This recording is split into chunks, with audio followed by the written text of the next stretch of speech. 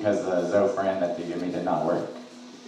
So that was my first experience with Marinol, which is the FDA-approved version of cannabis, which is synthetic to pot. It is not THC. It's the oil, but it's a synthetic. That is why the FDA is approved. Also, I survived that, obviously, I'm sitting here today. That's been the only thing that marijuana or proper cannabis has been the only thing, like Zofran, marijuana, they do not take away the nausea. Because at 21, I was diagnosed with chronic lymphatic leukemia, which means I'll have it for the rest of my life. Which is nice, great. But anyway, the only thing that takes away the nausea is THC, pot, marijuana. That is it, and that's coming from a nurse who's registered with the state of Wisconsin and a cancer patient. My husband back there, who is filming me, has type 1 diabetes. He has a pump that actually pumps the insulin into him, and if he smokes marijuana, it actually helps with his blood sugars. I've noticed that his A1C, and for all of you that don't know what A1C is, it'll just, it tells you like if your sugars are spiked or if they've lowered, and his THC or his A1C level is at 6, which is great, excellent. So that's my personal experience with cannabis and synthetics, both. I wrote down a couple keynotes that I'd like to say. The example of the alcohol prohibition, if you guys are familiar with that, if you went to college, if you went to school, whatever, it was in the 1920s. It lasted 13 years. And do you know why it lasted 13 years? It lasted 13 years because it doesn't work because we have free will. And that's exactly what's going on with marijuana. Law is not always a good thing, and that's why it changes. I know this because I went into pre-law before I went into nursing. And it's just a messed up system. To say the very least, politics sucks. It really does. And that's coming from somebody that has a bachelor's degree in political science and nursing, so great. Cannabis helps treat like many things. I had a patient once, I can't mention any names because that's illegal. It could be illegal for me to even be voting for this, but whatever. He had MS for 30 years. He got diagnosed when he was 30, and at the age of 60, they were giving him Marinol, blah, blah, blah, blah. And he still is kicking today. 30 years, well actually it would be 32 years after being diagnosed with multiple sclerosis, which is deadly, very deadly, very, very deadly. The AIDS patients are getting Marinol, but I believe that the THC would help them better. I know that a little bit here and there that they're like I think it was at Ichio that we're talking about, that how they're they're taking away like the small amounts of marijuana that people have like on the record, they're taking it off. Yeah. What is it? Decriminalization of it. Let's see. Oh, I don't know if you guys know or not, but for medicinal uses of marijuana or cannabis, I don't know what's the proper, what do you want me to say? Weed, marijuana, whatever. That's the proper way to say it. Marijuana is the government found need a word. Okay, so we'll say cannabis. Okay, cannabis has been around for medicinal uses for 12,000 years. 12,000 years. And the pharmaceutical textbooks, they only date, well, it sucks, but it's a long time, but it only dates back to 2,000 years that they've dated and actually dictated. Dictation means where you actually write something down. Anyway, they've dictated in historical textbooks 2,000 years worth of medicinal uses of cannabis. That's a lot. And our government is so not for it. Yeah, probably. There you go. Is it speakers? I think so, yeah. Okay. Let's see. And now it's being rediscovered after 80 years, which I think is utterly ridiculous. Like, after 80 years of, they spent 12,000 years using it for medicinal purposes, and after that, 80 years later, they're just now rediscovering it? Like, are you kidding me? Really? And we're supposed to be smart people?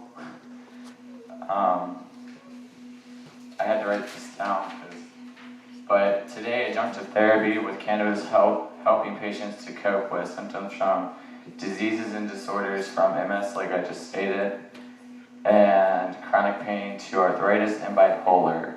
And for those of you that don't know what adjunctive therapy is, it means that they're already in therapy. So say that a cancer patient is in chemo, they are also in marijuana or cannabis therapy. So it's an additional therapy to help cure them of that disease, or help them cope with that disease. It doesn't cure. The only cancer that I know of that cannabis has been able to cure is prostate cancer.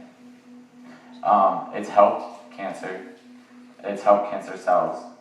And I won't go way over your heads with medical terms and details, but it just helps so much. But yet people are killing themselves because they're not educated. So they'll take, I don't know, 160, 240 milligrams of OxyContin to kill the pain and overdose, because marijuana is illegal, but we can take OxyContin if we're prescribed it. You know, which is a man-made synthetic heroin. You're right. There's a group called the AACM, American Academy of Cannabis Medicine. Hold on. American Academy of Cannabinoid Medicine. They're actually the group.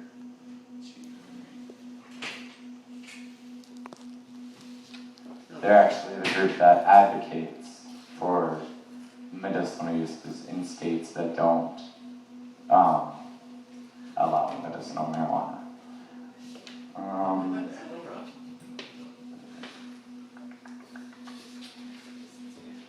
I stated earlier that I was on marijuana whenever I was 12.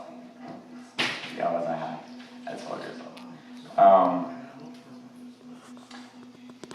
And marijuana doesn't work the same as cannabis does. It just doesn't.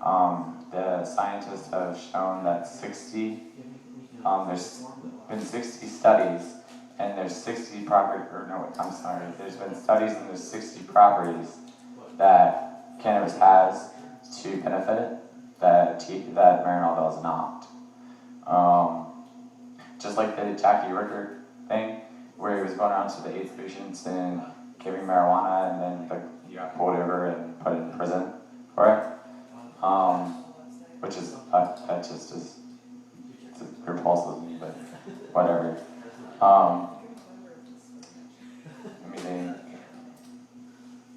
The list goes on and on. Like, I could sit here for like 2 hours and tell you it helps with epilepsy, it helps with diabetes, it helps with cancer, it helps with stress, it helps with anxiety, blah, blah, blah. I mean, I can go on and on and on. But the point is that our synthetics that are legal for us are not they're not what we need for medicinal uses. So, I mean, it works, don't get me wrong, but there's still a crap ton of compounds that we're missing. And God knows what some people put in their synthetics. You know what I mean? And it's a plant. Like, really? I don't know, but, and I'll finish with, stating that, what would I say?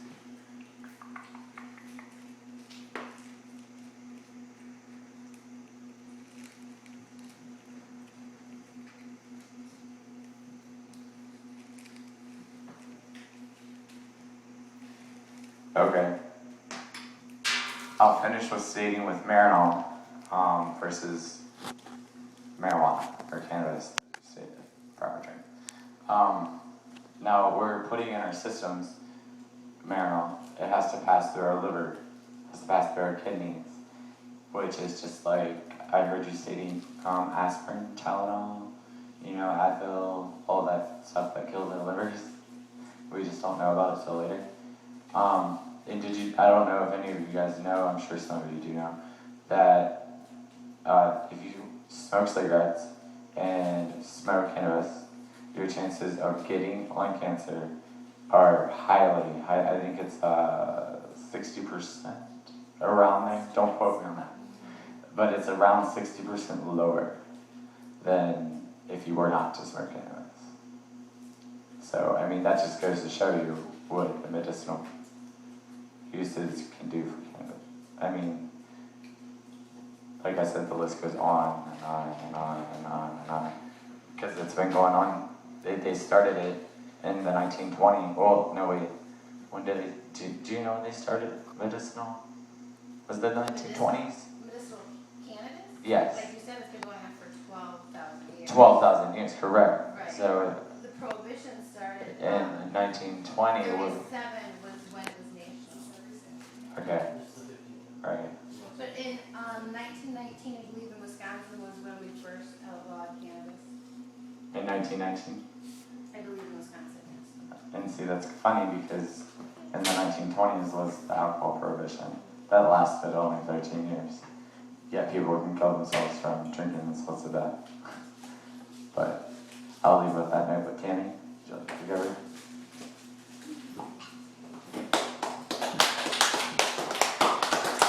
Thank you. Thank you, sir. Thank you very much.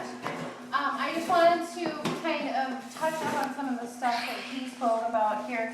First of all, when he kind of went marijuana, cannabis, I don't know what to say. Marijuana was a word that has nothing to do with the cannabis plant. What happened was in the 1930s when Henry Anslinger was trying to do his buddies a favor and kick cannabis out the door, he needed to vilify it. And we all know that this is the world we live in. We live in a world of bigotry. We live in a world of hate. And at that time, Mexicans were the picked on majority. So they used the word marijuana, which is actually a form of wild tobacco, I believe. Wacky tobacco is what they used to call it. Right, but it's got nothing to do with cannabis I plant. know. They just knew that if they would have said, let's ban cannabis, everyone would say, are you kidding me? I use that every day. Grandma uses that as tinctures. We use it, we smoke it. We make our jeans out of it. So that's where the marijuana word came from. I like to use cannabis just because a lot of people don't even know what that word means. When you kind of go out into the public and say, what are your views on cannabis? They're like, what? Yeah. What are you talking about? A lot of people, it's almost a forgotten word, so I like to bring it in and kind of reintroduce it.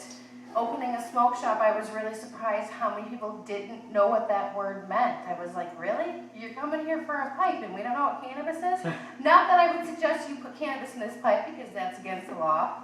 Don't encourage you to break the law, I encourage you to change the law. But you think that people would know what they're using, and they don't. They know the lies that have been told to them.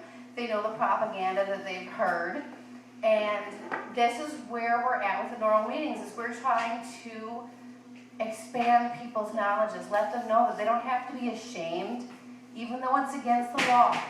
Even though right now you're breaking the law, you don't have to be ashamed because you use cannabis. You are not a dirty long-haired hippie. You can be, but you're not. You can be if you want to be, but it's not the stereotype that, come on, what happens when you smoke pot? You become president of the United States, presidential candidates. No, what we have nationally, we have some huge things going on. We've got 2 presidential candidates are out and open backing marijuana, and that's huge. Now, Obama did say, I believe that we need to rethink this, and no. He danced around it, and he kind of got everybody excited, but what really happens now is Ron Paul and Gary Johnson are saying, no, it is time to legalize pot. They're not pussyfooting around it, they're not dancing around the bush, they are saying, it is time to legalize pot. That is huge for this country to have not one, but two presidential candidates say, it's time. Gary Johnson's my favorite quote now, says that marijuana legalization is like a litmus test to see if you have a brain.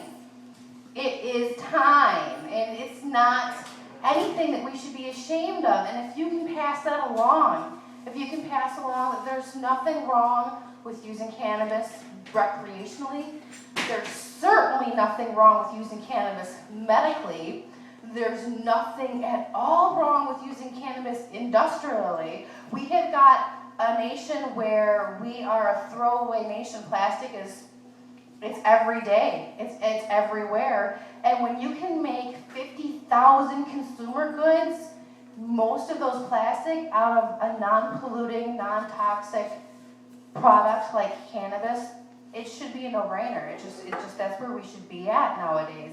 We could have 60 cents a gallon gasoline. Yeah, we're breaking our oceans. We are cracking open our planet. We are blowing people up for the last bitty drops of the oil that is, it's finite. It's not going to be around forever. Cannabis is naturally renewable. You can get, in the south, 2 solid crops. In the north, you're getting 1. You're getting 1 crop. But in the south, it's 2 solid crops. And this is not a plant that you've got to, like corn, rotate your crops. You don't have to do that. Because cannabis, when you plant it, it is putting more nutrients in the ground than when the ground started.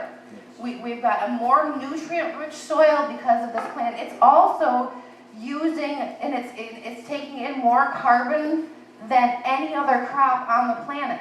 So what we have is when you burn gas made from cannabis, you're using a carbon-neutral gasoline. That means that the gasoline that you're burning is emitting just as much carbon as the crops are taking in. We can make a carbon-negative concrete. Have you paid attention to how much blacktop, concrete, paved highways we have? We don't have to use petroleum for that.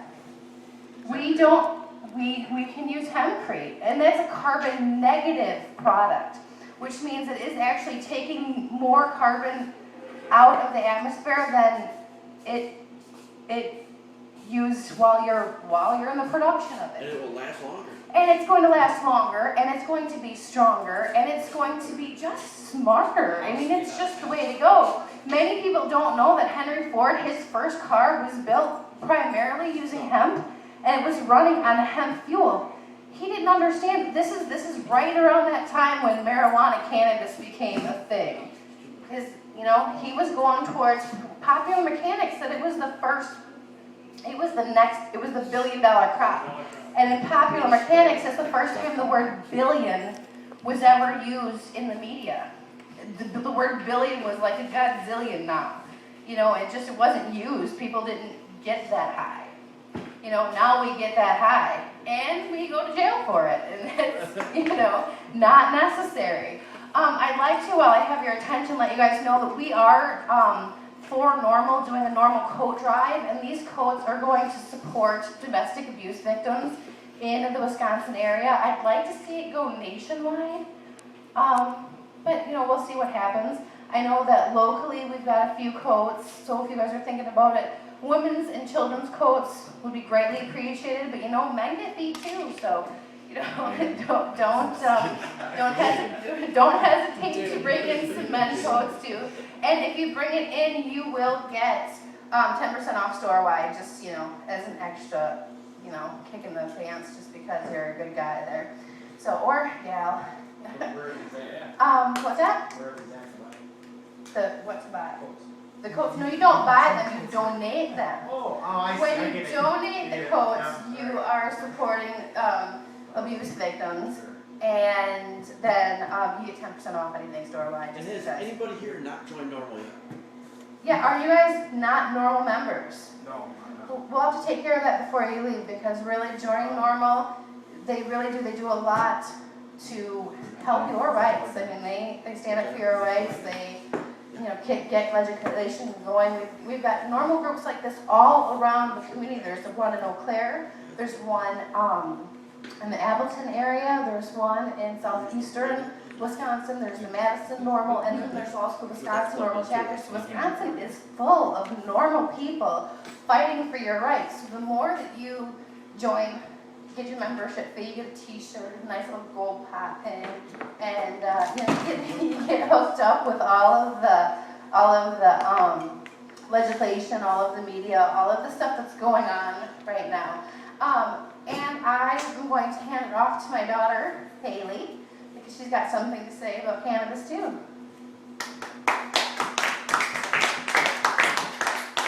Hello, I'm Haley. Probably weird thinking 9-year-olds talking about cannabis, but not just to smoke it.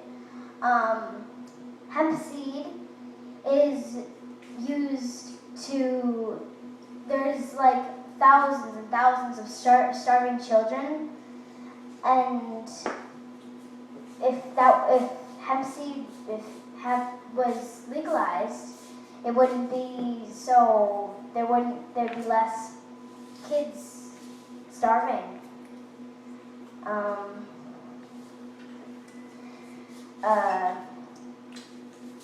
When you use hemp seed, I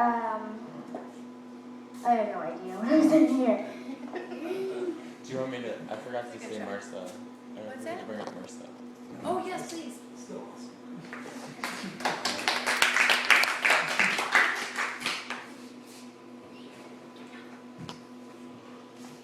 Sorry, I forgot to mention MRSA. Are any of you familiar with that at all? Okay, you are? No? No?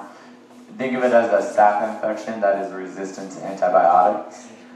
You have to literally, your options are literally like 2 antibiotics, dioxycycline, or a very, very, very, very, very high dose of amoxicillin, and then hope for the best. So it starts out as like a spider bite or a pimple that literally has like a little white head to it, and then it'll abscess down.